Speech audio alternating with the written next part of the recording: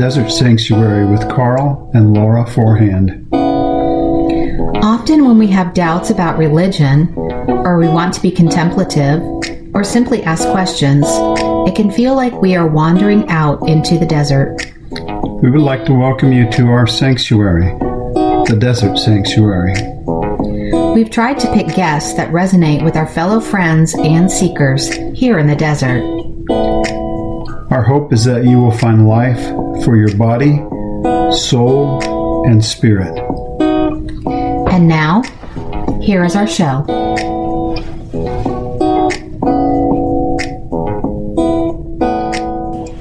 Hi there, welcome to the Desert Sanctuary podcast. I'm Laura Forehand.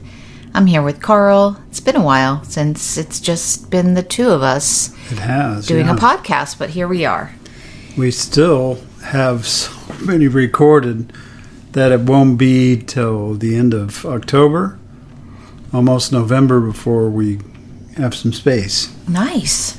But at the same time, we still recorded a special last week or so, and this will be a special episode, and there may be another one coming. Yeah. Yeah. I mean, I think it's nice because I do another podcast, and it is kind of nice to have a lot of podcasts kind of in the hopper, if you will, because then you don't have to feel, which is what I'm experiencing with my other podcast that I do with one of my really good friends. It's, you know, it's really sometimes hard to get people to come on your podcast. Everybody's really, really busy. So it's kind of nice to have some in the hopper. Except for people writing books. If someone's written a book, it's real easy to get them on. Oh, well, that's not... Yeah, that's ours not is, your genre. No, that's not my genre. Ours is just an educational podcast. And anyway, I don't want to go into it because, you know, I kind of got... Everything has its own challenges. Well, yeah, and I got a little irritated with my other podcast today. Yeah. So just, you know, I don't like to force things, if you know what I mean. Like if it's... And this is not at all, I don't mean this in the Christian realm at all, but I'm like, if it's meant to be, it's meant to be. And I just feel like if I have to continually jump through hoops to make something work, I'm just kind of the mindset like, well, maybe it's not meant to be, and that's okay. Yeah. Yeah, so it's fall. It's almost fall. Right? Well, it doesn't feel like fall today. It's like it's 91 degrees and it probably feels closer to 100, but fall is on its way, and so I'm excited. And I guess it's technically not here until September 21st, but depending on when this goes out, maybe it will be fall. Yeah. I don't know. So what that means for us is, before we know it, they'll be doing harvest around us. The corn's starting to turn.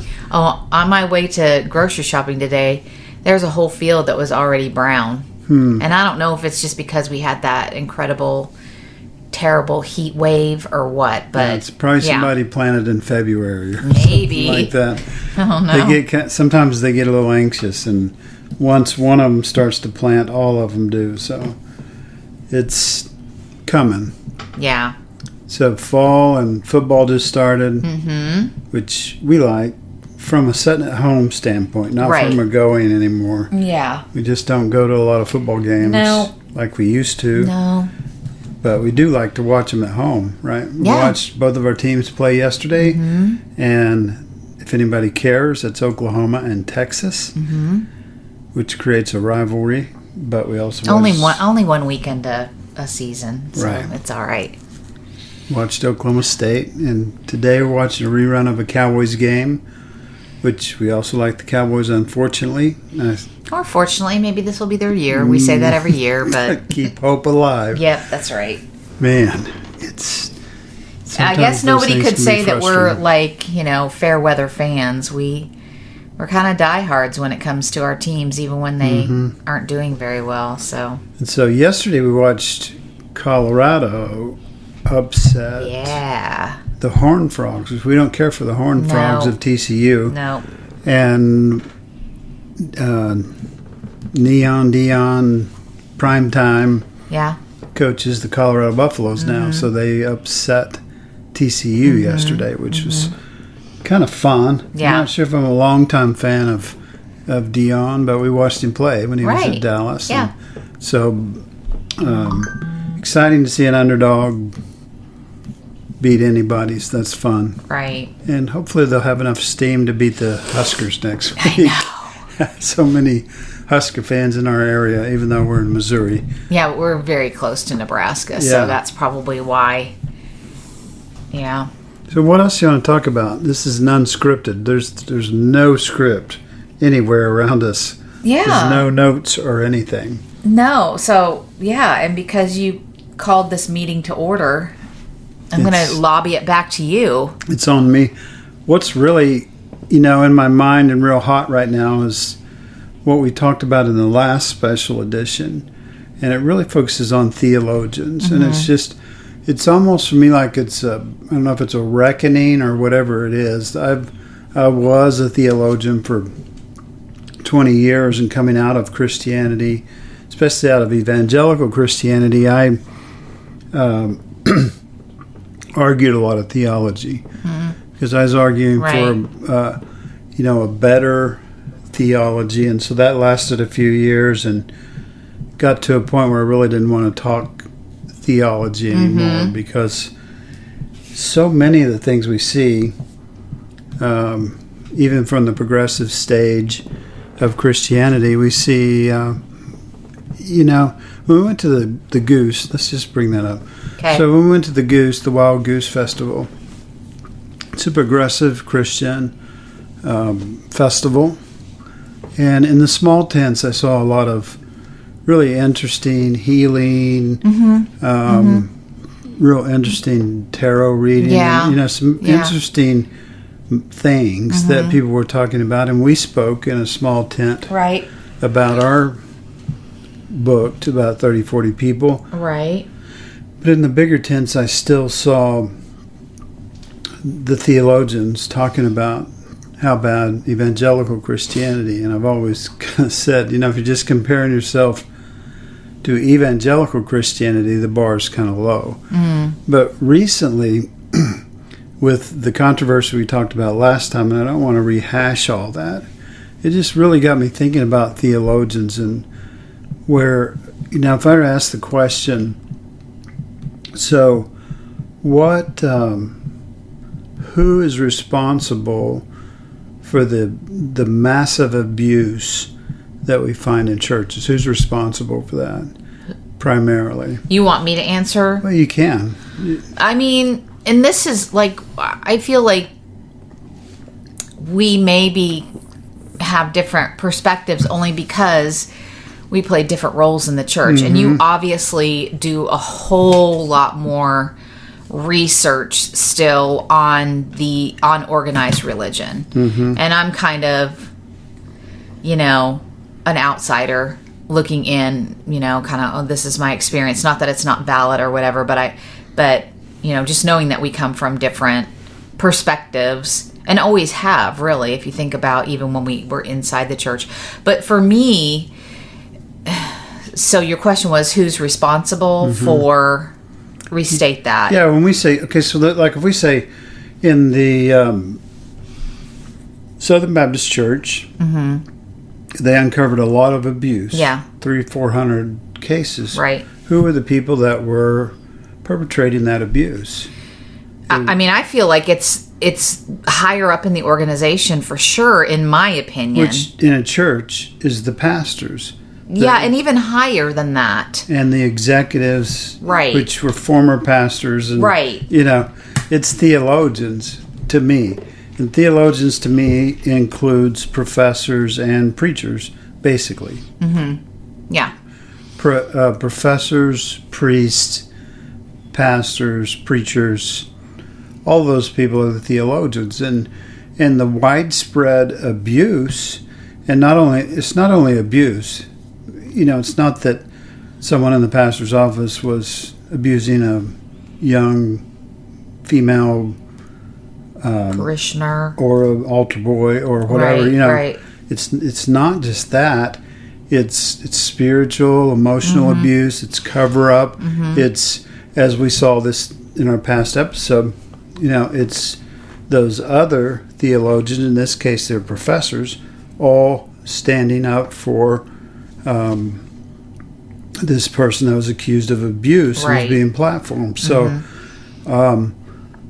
all of those are theologians. So I've really been thinking deeply about the role of theologians. Did we ever need theologians?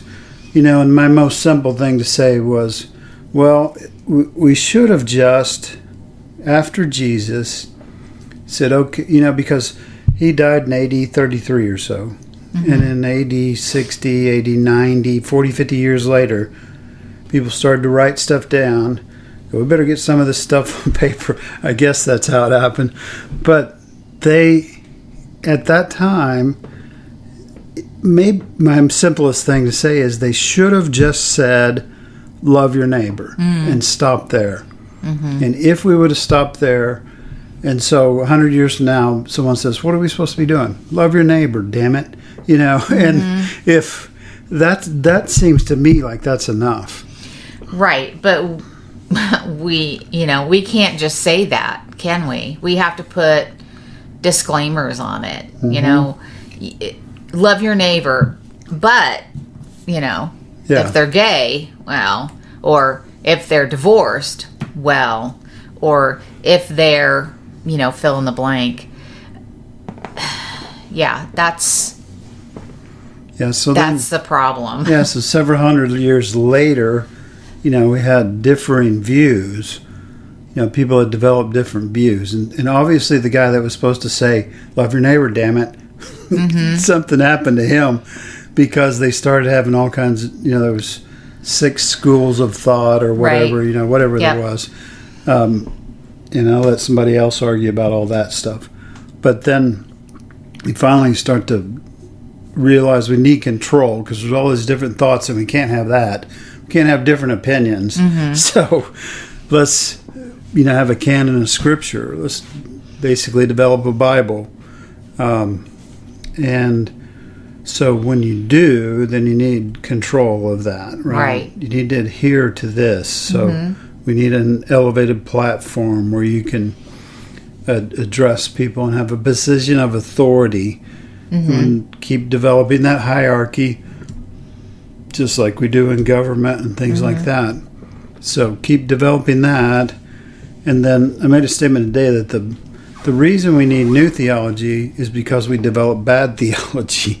So we're just trying to correct the mistakes of the past. The trouble is the things that survive are things like patriarchy and abuse and all the bad stuff. In the 90s, Mark Driscoll was here, but the emergent church also came out of that. And some Mark Driscoll-like people came out of that. Hillsong has almost failed, but they have descendants, that are now filtering through, and so even though we're, a lot of people moving from evangelicalism to progressivism, some of those traits and so on are being propagated, and not necessarily through the congregants, but through the pastors, through the theologians. I just think, and when I raise that, people say, well, what about this, medical breakthrough that came through the seminary, and some things like that. And I'm like, well, maybe that would happen anyhow if it was a secular university or and obviously, things in Europe are different than things in the United States, and you can make all those arguments, but basically, why do we need theologians? Can't we? I think the better alternative is mystics. And people have said the Christian of the future, if it survives, will be mystics. And why is that? Why do you think we need any of that? Okay, so why do we need mystics? Why do we need theologians? Why do we need any of that? Because doesn't it all kind of boil down to somebody just telling us, eventually what we need to do and what we need to think? I mean, don't you think that could happen with the mystics as well? Like we get on a I'm not trying to be disrespectful here, but we get on a mystics or mystical bandwagon Yeah, you shouldn't be disrespectful to your husband. I'm just kidding. Okay, well, we're going to chop that out. Because whatever. But I would say mystics tend to not be that way. Mystics don't need to have control. They say, for mystics, it's all based on experiences. It's the people, like Kyle Butler now, who used to be a pastor, used to be a theologian. Now he says, for me, this is what I experienced, and this is what it was like. Yeah, and he does. They do share that with people. But it's not a means of control. Okay, but we have been in certain mystical camps, if you will, that seemed very much like they could turn into organized religion. And so I guess that's where I'm coming from. Like, when you have a package that you want to sell, for lack of a better word, but it's in the mystical realm. I mean, I can kind of see that being a problem just as much as I see organized religion as a problem. It could be. And I don't think Kyle Butler's doing that. Kyle is like literally sharing from his heart. He's not like trying to package something to sell and selling it to the masses as like, this is the ultimate truth for everybody. Like that's not what he's doing. He is just sharing his heart, and this is what works for me. And I just want others to experience happiness, whatever that means to you. Yeah, I would say this is kind of loaded, but in general, mystics don't operate that way. You have some people playing with contemplative practices and saying, well, I'm a mystic, but are you really? If you need to have a side business, and you need to get, once you have a group, you need to control, and all of that, I think. I think what else is different is the stage, the platform. Yeah, I know, and I hear what you're saying, but part of me is like, but we've experienced that too from like the mystical side of things, and people still somehow having a platform. Like, do you see where I'm going with this? Like, I just think, and that's what begs the question for me is, why do we need any of it? Here's the difference for me. The one side, and I don't want to make it a dualistic thing, but I notice the people I still respect, the people I've lost respect for, are the people that band together and don't protect victims and things like that, and they're protecting their position on the stage. The other side are people that are just experiencing divine, experiencing life, experiencing creation, experiencing the world, tend to move away from forming groups. If they do form groups, it's to care for wounded people and things like that, and really care for them. But anytime you have an organization, once you start developing an organization, it runs the risk of being controlling, of putting people on platforms. Only certain people can speak. Only one person out of 7,000 can make money from this thing, as one group demonstrates. I know they were petitioning for 2 people, for another person to get some money, but people work 10, 20 hours a week for nothing and do volunteer labor. But I think it's the platform. I think the platform is what causes issues. If all of us are equal and on the same level, we can discuss things. We might even have a lot of common beliefs and things like that, but it's never mandated. It's never dictated that this is what you should believe. And it's the difference of saying, this is what I believe, and this, or this is what you should believe. Anybody that's convinced has at least some kind of desire to share that. Say, this is good. Yeah. You might like this, But there's a difference, and you might like this, and you should like this. Right, or you should do this. Yeah. I get that.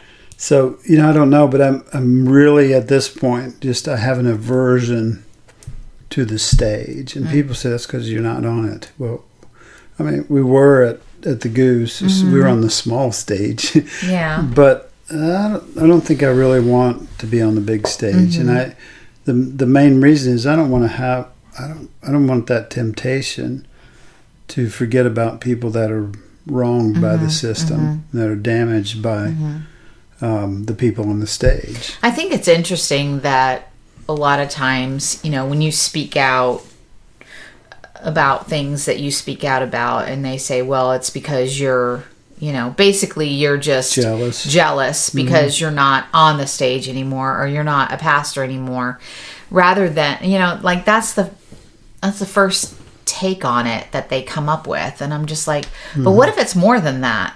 Yeah. What if it's, because can you speak to that? Because you were a pastor. I was a pastor, yeah. For 20 some odd years. And so, now you're coming out and speaking against, theologians, and maybe that's too strong of a word, speaking against, but... not too far off. Yeah, the theologians. So, how do you reconcile that in your mind, knowing that you were once a theologian? Yeah, I think even in small churches, of 100 or whatever, pastors get a lot of intense adoration. And you talked about that in our writing. I saw it. And you really saw it, and you really pointed out that you're God to them when you first come, because they may have had a tough time even getting a pastor to come to their little place. They're down to 12 members on a good Sunday. Yeah. And so you are they look at you like the savior of this church. Yeah. And they almost, they don't do it, outright per se, but in their minds, I see them bowing down, you are the savior. And, right. And that is how it's such an odd feeling. I can still feel it in my body, even talking about it now, because it made me so uneasy when I saw it. I'd say I was also culpable or responsible, because when it did start to go well, and we doubled in one place, and way more than doubled at the people that when we had 12. Yeah. It was a lot more than double. I would say it was at every church that you pastored, that you resurrected, if you will. It was way more than double. Yeah, more than double. And so, there's what naturally happens. It becomes an organization. It becomes a real organization. We're thriving. We're growing. All right. And so we must protect this. We must control this. And you have a tendency to do those things. To protect. And boards will protect their pastor. And just because some little old lady's upset doesn't trump the pastor. He's elevated, he's most important, and it's easy to kind of get swept up in that. And I think that's what most people... I've never suggested that pastors go into ministry with evil intents. Yeah. They just get swept up into it. But I just think we're getting to a point where we should be realizing we don't even need that theology. I don't think we need it. It's all based on an ancient book that's not perfect enough to develop theology from, because every theology you could easily develop the opposite or a completely different theology from the same place. And people say, well, that's not true, but it is, and it just hasn't gotten us anywhere in 1,500 years or even 2,000 years. It just, keeps accomplishing what it's already accomplished, and that's not much in my opinion. Yeah, I agree. So what's been new for you? Just, for me, like just getting back in the swing of things for school. But, let's kind of talk a little bit about,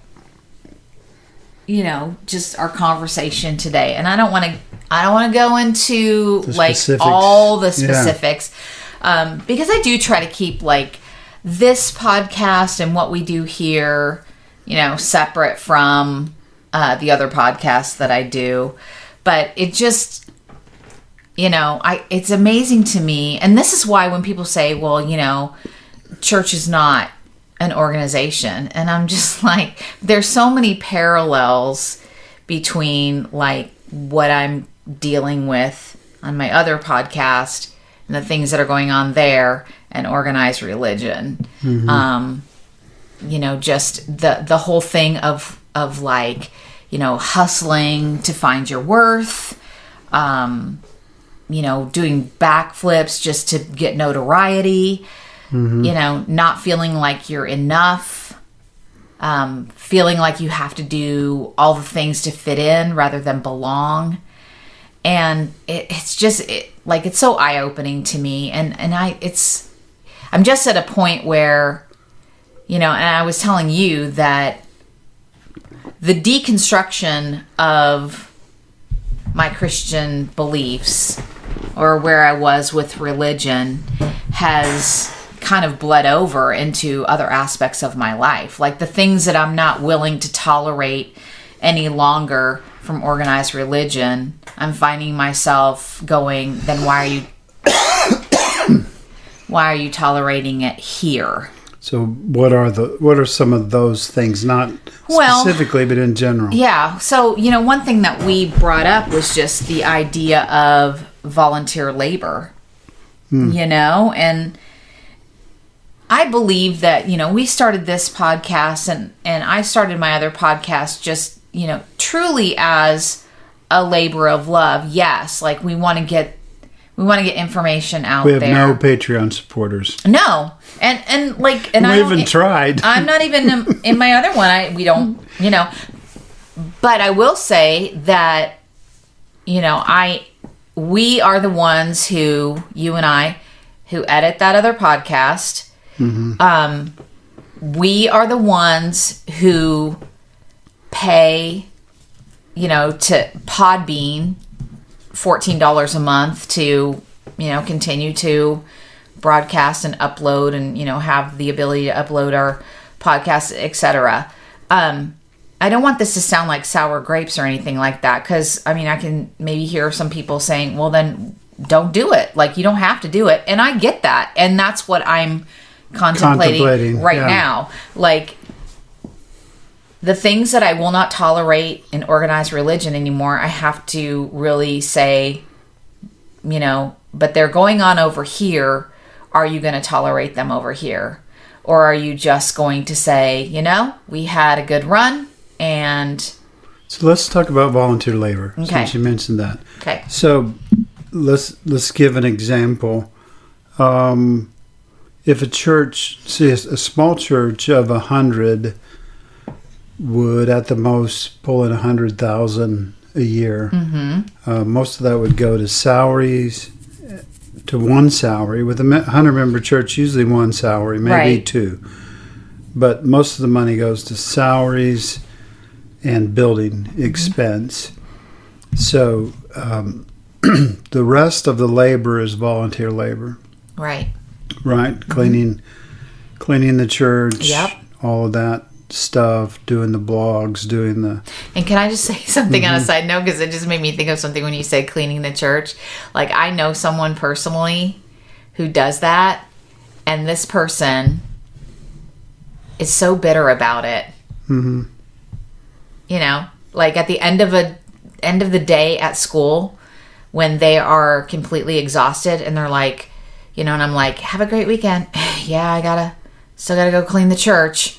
Anyway, I don't know. It just made me think of that person that, like people are exhausted and you're asking them to do one more thing. Yeah. So I looked at financials for a podcast, a larger group, Facebook group and podcast has about $160,000 coming in a year from donations. And so, first of all the people in the group are donating money to the tune. It's 7,000 members, $160,000 a year. They're donating, and only one paid person. The editor. I heard this story. It might not have been from that or another one, but the podcast editor spends 10 to 20 hours a week unpaid. Everybody else that's doing everything in that group is volunteer, right? And so then, like things that you're involved in, clubs and different levels, it's all volunteer labor, and so many things kind of modeled after the church are that way. You're going to pay dues of some sort, a tithe or dues, or we're going to beg somebody for money so that we can pay one or two people, and the rest of you guys are going to do volunteer. It's all for the good of the cause. Good of the cause, or for for you to feel good about yourself. Or even this person I was talking about, I can hear people saying, well, why doesn't she just tell them no? There's something about a church that makes you feel guilty you can't hardly if you say no. That's right. Right? Yeah. Because, we're just we're counting on you. And so. Or in my case, if you speak up, then you're a troublemaker. Right. And I have a tendency to go, wait, this isn't right. And I think I'm fairly nice about the way I present things like that. But people still think, well, you can't be questioning our system here. Right. Because the guy that's getting the money, and the guy that's making the decisions, we don't question him, and I think we might have to just ask you to leave, those kind of things.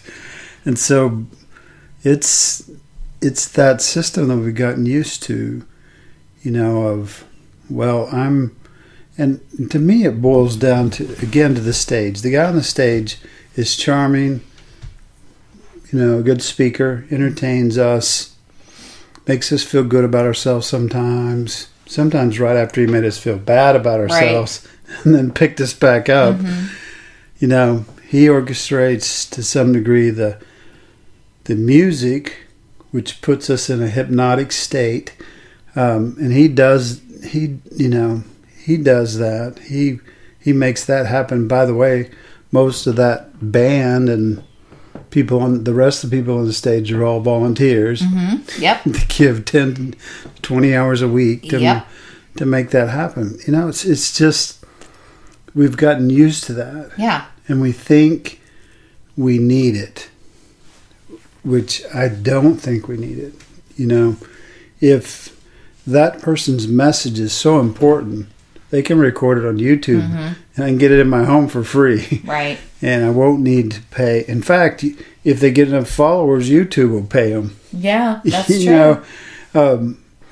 We don't need that hypnotic trance from the music. We just as easily listen to Bob Dylan again on the internet and get that same euphoric high. And then he can give us his post-hypnotic suggestions, which is really what it is. We've just been convinced that that's the right system. We all got to go somewhere because it was invented, back before they had automobiles, right? Back before we had modern anything. Anyway. Yeah. But volunteer labor, I think it gets excessive. Well, and I think that lends itself to kind of the other thing, that we mentioned earlier. It does lead to abuse. It does lead to abuse. If we were all mowing lawns or not for the homeless, they wouldn't have a lawn. But if we were, all serving the homeless somehow, and that's what let's say the elderly that are maybe homebound, we're mowing their lawns. Yeah, anything like that. Right. If we were doing that, as volunteer labor, I can see that's reasonable. Mm-hmm. But most of the volunteer labor in a church, for example, is to maintain the organization, to maintain the building, mm-hmm. to keep the show running, all those kind of things. It's not, most of it's not going to some less fortunate people or whatever we think the ministry of the church is. Mm-hmm. Anyway. Yeah. We weren't just talking about churches, though. I mean, it can be abused in other places. But it's just more common, and I think that's where we learned it. It was from the church. Mm-hmm. I agree. I think we did. Like, and that's what you and I have been talking a lot about, is just how the parallels that we see between organized religion and, you know, the things that I'm doing that I'm struggling with right now. So yeah. So someone, I don't know if this applies or not, but someone said the problem with the football game is, you know, there's 22 guys that need let me say it again, there's 40,000 people that need some exercise watching 22 people that need a rest. Oh, yeah. And the thing about it is the stage probably promotes the reverse thing. You know, like it's the guy on stage that really needs to go get a real job and see what that's like, instead of having people that are already doing too much in their life to keep up and trying to also serve him, her that's on the stage. You know, and maybe that's a weak analogy, I don't know, but it's partially true at least. Yeah. I agree. Anyway, so we're I'm really looking forward to, like, digging a little deeper into kind of the abuse culture of it all.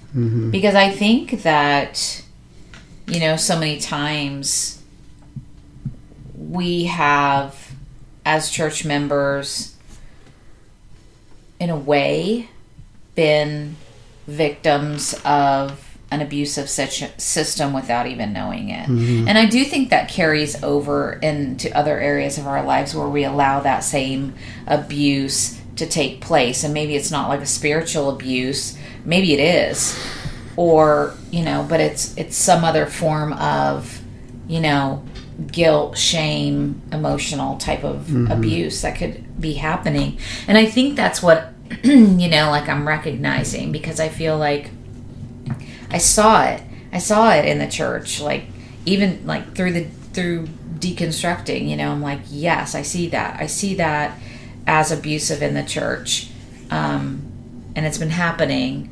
But then, you know, because I think so much of our society, we base so much off of religion. And maybe even the, you know, I don't know if we base it off of the church model or the church is based it off of, you know, the worldly model or whatever. But, like, I'm just starting to see that these other aspects of my life are kind of mirroring what I saw in the church as very unhealthy, possibly bordering on abusive behavior.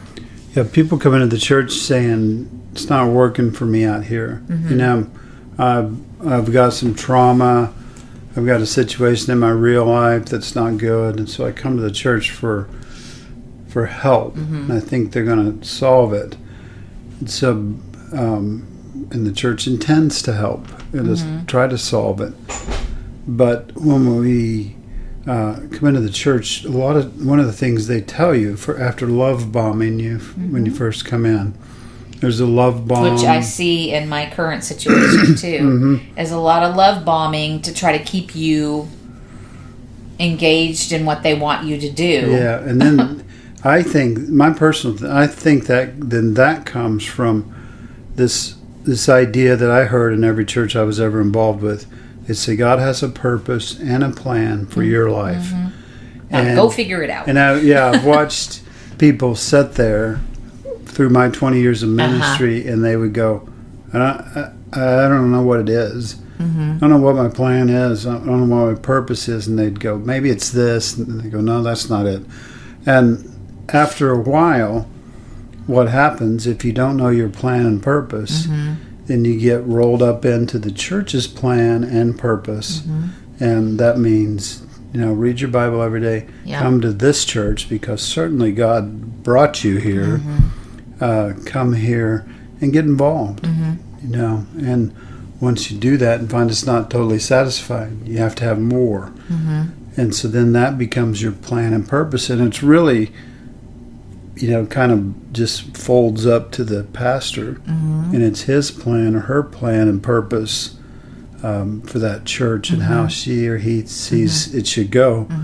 And I think, that's just where abuse happens. And then when inappropriate stuff then happens, when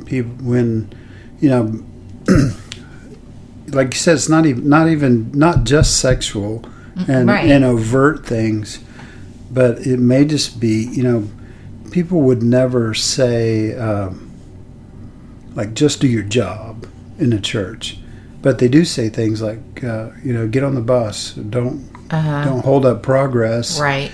We're trying to do something here, and to get on board or not. And there's a lot of, like you said, guilt and shame, and those kind of things. And then when you do get which harmed, those lead to a lot of emotional feelings of abuse. I mean, it really does. And then when that happens, or even when there's a serious thing like spousal abuse and so on, or sexual abuse, then to bring that up is going to ruin your life. And to bring it up is also going to mean that the organization, the leaders of the organization, tend to stick together and tend to avoid that confrontation. Where they start using things like, scriptural things to just handle it all in the wrong way. A lot of private conversations and things like that aren't helpful. Right. Yeah. I mean, I know we're talking about the organizational church, but, as we're talking, I'm making a lot of connections between just, my current situation too. Yeah. So it's just really, really interesting. But I will say that, and this, that my current situation, there is a lot of churchy kind of talk amongst the people. So, and the same thing happens in small towns. We've been in several small towns over the past few decades. And a lot of how they operate is like that too. Right. There's love bombing. There's things that are good about it. And things they can point to, but then there's still a lot of times that same guilt and shame and all of that. It's interesting because, I was sharing with you, like, speaking of small towns, we've got something going on a week from now in our small town, and I'm like I don't even feel guilty about the fact that I'm not going to go. Like, I just don't get out a lot in our community, and I'm okay with that. I'd rather sit on the porch with you and wave at cars that drive by than feel like I need to, get out in the community. So when you're younger, you think that's horrible. You think, oh my God, all they do is sit on the front porch. Yeah, maybe. Probably. But your life is, you have kids and grandkids, you have friends, you have co-workers, you have, kind of acquaintances and so on. All of that's fulfilling. Yeah. But yet you're still not going to everything that's in town or much of anything except the farmer's market where I sell my books. Well, and it's interesting because, like, lately, and that's because I've had other obligations on Saturday mornings, but I've taken you, but I haven't stayed. And I was thinking about that last night, and I do think that I do have some social anxiety around things like that. So, like, this thing that's going to happen a week from today in our community, it just brings me a lot of anxiety to think about going and because of seeing the people. street dance, and maybe it could be that. incident, Maybe or- it could be that. I don't know. I also think that as I get older, like, I'm more protective of my time and what I do with it, and I don't feel bad about that at all. Yeah, and people, And I'm sure I'm probably going to get maybe questioned about it. It's interesting because I had a lot of my students go, "Are you going to the game tonight, Mrs. Forehand? Are you going to the game?" And it's like, no. And I have no desire to go to the football game. Now, you and I have discussed that maybe we'll go to one home game. Yeah. But again, I'm just like, if that's something we want to do one Friday night, I say let's go do it. But I don't want to feel obligated because a town, a community says, a church, whatever, says I have to do it, or there's something wrong with me. Yeah. I think when we were in ministry, we wanted to be recognized more than we do now. It satisfies me if I go down to the newspaper or the drugstore. A couple of people recognize me and say hi to me and talk, and we make small talk. We're not close friends, right? But that's satisfying. But I don't ever, I hardly ever, I don't think, sit at home and go, I wish I need more attention. Yeah. Because we've gotten past that to a large degree. I still, if I have a thought and I think it's significant, I put it out online, and sometimes people debate it. But again, you don't need a platform for that. You don't need a building for that. No. You know what I'm saying? Yeah, and you're able to get your message across, and if people are interested, they'll listen to it. And if not, it's different than a Sunday morning where maybe there's people in congregations that feel there's some sort of guilt for being there. They feel guilty if they're not there, and then they, I guess, in a way, have to listen to your message whether they want to or not. At least now, when you have a thought and you feel it's significant enough to put out, people can make that choice. Right. And if it resonates with them, wonderful. And if it doesn't, and they want to have a civil conversation about it, which is something they could never do in the church. Yeah. You can't question the pastor.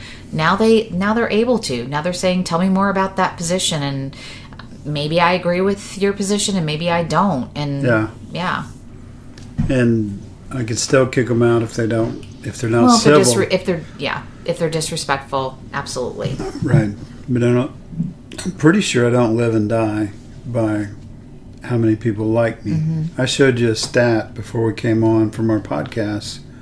There's something interesting going on there, but I don't check it that often, and I genuinely don't care that much about it. You kind of like to think that work that you put into stuff should have a little bit of return. At least somebody should be enjoying it or being helped by it. But well, I'm looking forward to, we do have a special podcast episode coming up. It's kind of in the works, but not really. Things aren't 100% solidified, but I'm excited to kind of continue the conversation on a lot of these topics that we've talked about today.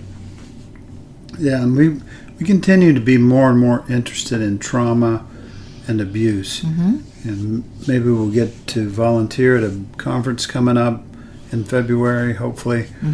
But because that may be the only way we can go is if we volunteer, because conferences, that's kind of another soapbox, but they're very expensive. And again, you're listening to people on a platform, and again, though, I'm going to be very picky about which ones of those events I go to, because I want to hear what we're doing to make things better as far as trauma response. Yeah, I really think there's a difference there. I think if you're saying, let me tell you what I've learned about trauma and how to be trauma informed in your classroom or in your organization or whatever, I think that's way different than I have a new philosophy about a 2,000-year-old book, right, or 1,700-year-old book. Everybody else has an opinion, and it doesn't seem to be healing.